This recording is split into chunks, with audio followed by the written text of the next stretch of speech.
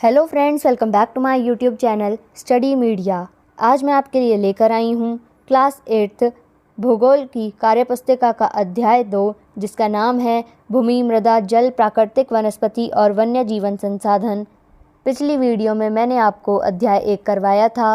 अगर आप मेरे चैनल पर नए हैं और अभी तक आपने मेरे चैनल को सब्सक्राइब नहीं किया है तो प्लीज़ मेरे चैनल को सब्सक्राइब कर लें। मैंने अपने चैनल की प्लेलिस्ट बनाई हुई है। आप जिस भी लेसन को देखना चाहते हैं प्लेलिस्ट में जाके देख सकते हैं। तो चलिए अध्याय 2 शुरू करते हैं। क्रियाकलाप 1।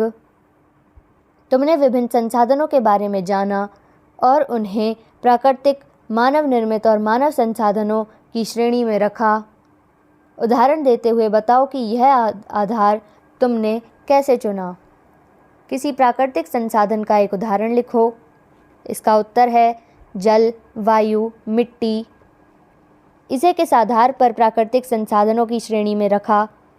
क्योंकि ये प्राकृतिक संसाधन हमें प्रकृति से प्राप्त होते हैं। किसी मानव निर्मित संसाधन का एक उदाहरण खनिज, तेल, धातु। इसे किस आधार पर मानव निर्मित संसाधनों की श्रेणी में रखा? क्योंकि इसका निर्माण मनुष्य प्राकृतिक चीज़ों के लिए प्रयोग कर अपने उपयोग के लिए करता है। किसी एक मानव संसाधन का उदाहरण मकान बनाना। इसे किस आधार पर मानव संसाधन माना? इसको मानव अपने उपयोग के लिए तैयार करता है। मानव सहित प्राणियों द्वारा उपयोग में लाया जाने वाला पर्यावरण से प्राप्त कोई भी पदार्थ या ऊर्जा प्राकृतिक संसाधन कहलाते हैं। भूमि एक प्रमुख प्राकृतिक संसाधन है। भूमि का उपयोग खेती, पशुचारण और सड़कों का निर्माण, खनन आदि के लिए किया जाता है।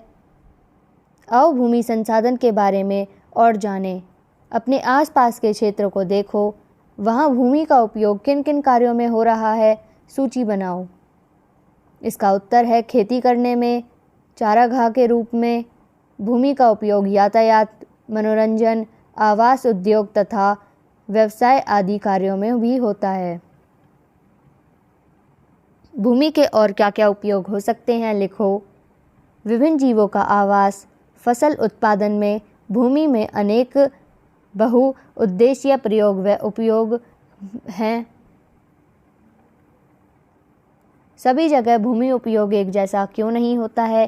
कार्यों के आधार पर भूमि उपयोग में भिन्नता हो सकती है।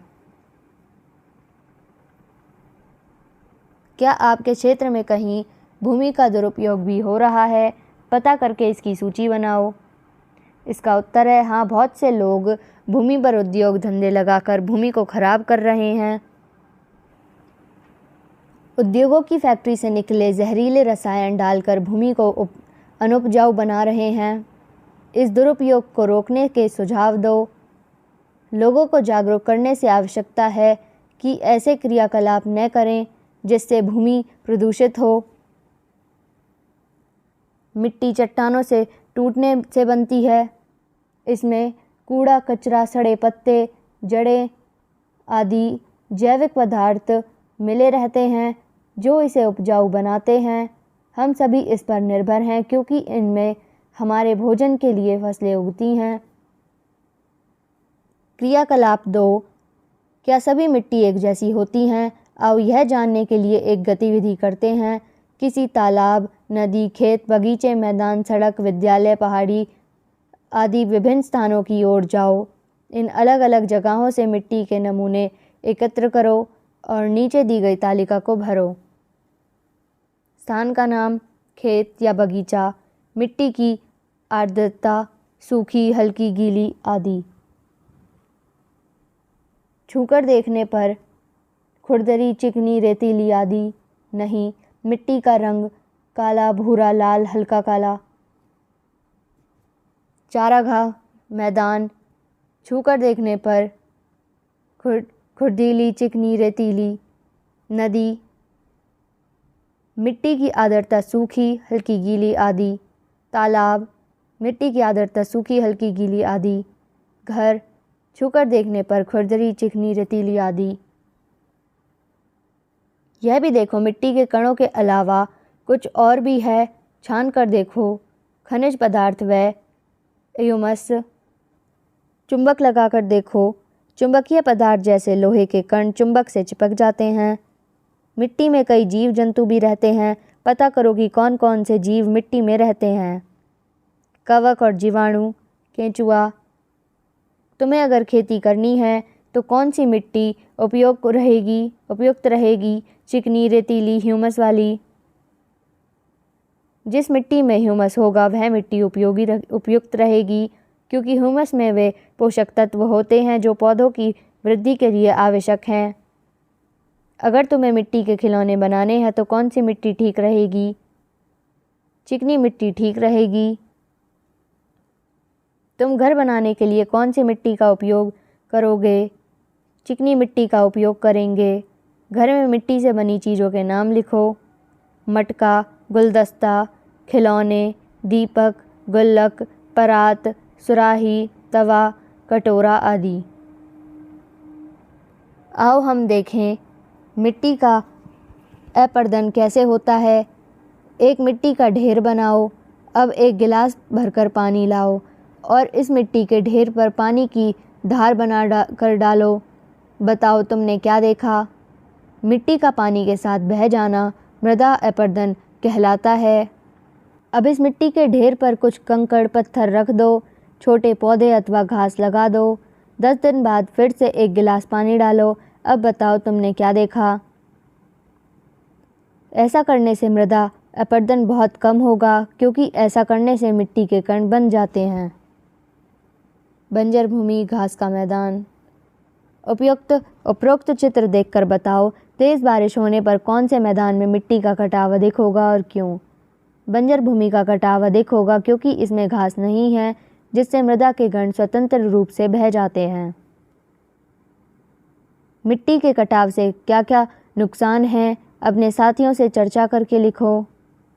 मृदा की ऊपरी उपजाऊ परत बह जाती है, जिससे मृदा के उपजाऊ शक्ति में कमी आती है।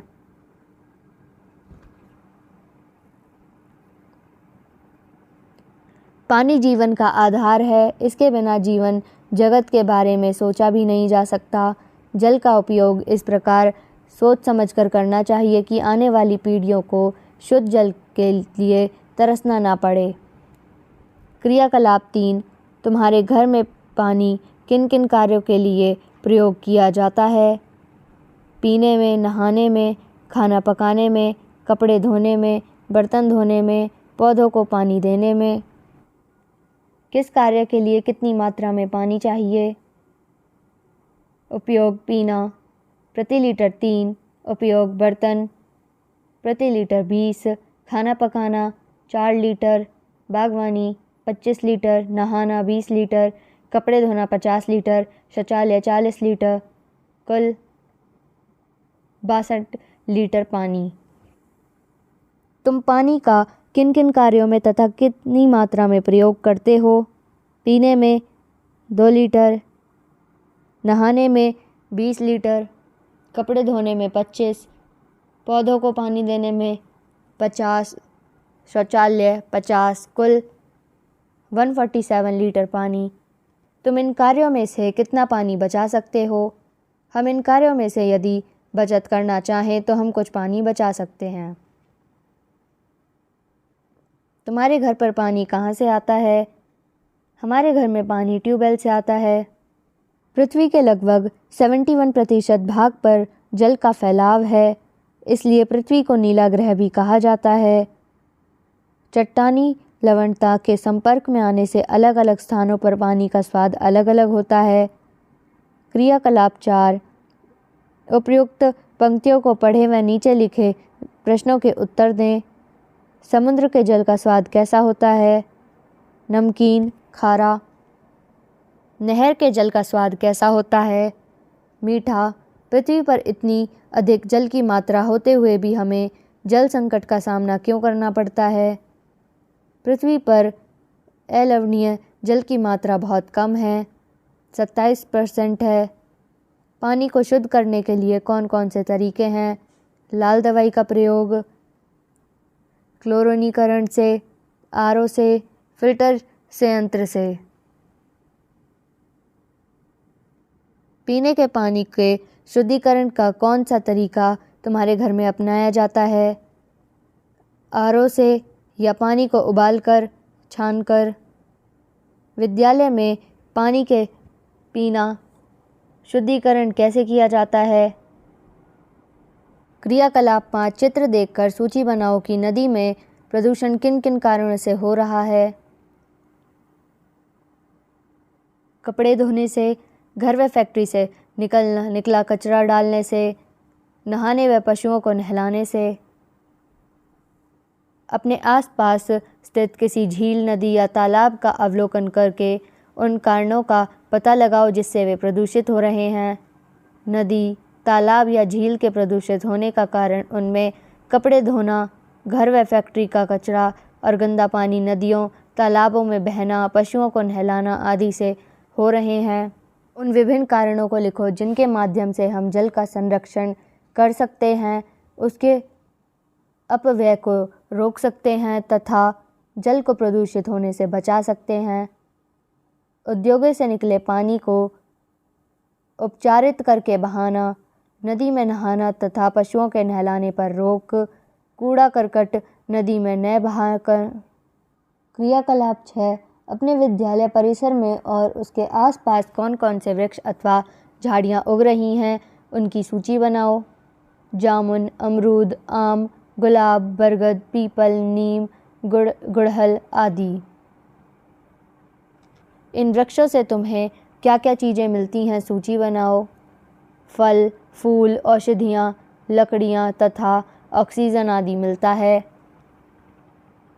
इन वृक्षों ऊपर लिखी चीज़ों के अलावा तुम्हें अप्रत्यक्ष रूप से और कौन से लाभ मिलते हैं। पर्यावरण को शुद्ध करते हैं, विभिन्न जीवों के आवास, सौंदर्यकरण में वृद्धि, वर्षा लाने में सहायक, भूमि कटाव को रोकते हैं। अवलोकन करके लिखो, ये वृक्ष अपनी पत्तियां किन मौसम या महीने में गिराते हैं। शरद या पतझड़। इन पर नई पत्तियां किन महीनों या मौसम में आती हैं। वसंत ऋतु में। इन पर फल कौन से महीने या मौसम में आते हैं। गर्मी की ऋतु में। अपने विद्यालय में वृक्षों पर देखो कि उन पर कौन कौन से पक्षी रहते हैं। कबूतर, तोता, मैना, कौवा, चिड़िया। अध्यापक से पूछकर बताओ कि यहाँ पहले कौन कौन से पक्षी थे जो अब नहीं दिखते, कारण भी जानो। इसका उत्तर है घरेलू चिड़िया या गौरैया। तो यहाँ पे वीडियो ख़त्म होती है। अगली वीडियो में मैं आपको अध्याय 3 करवाऊँगी। ये वीडियो आपको कैसी लगी मुझे कमेंट करके ज़रूर बताएं। वीडियो को लाइक करें, शेयर करें और चैनल को सब्सक्राइब करना ना भूलें। Thank you.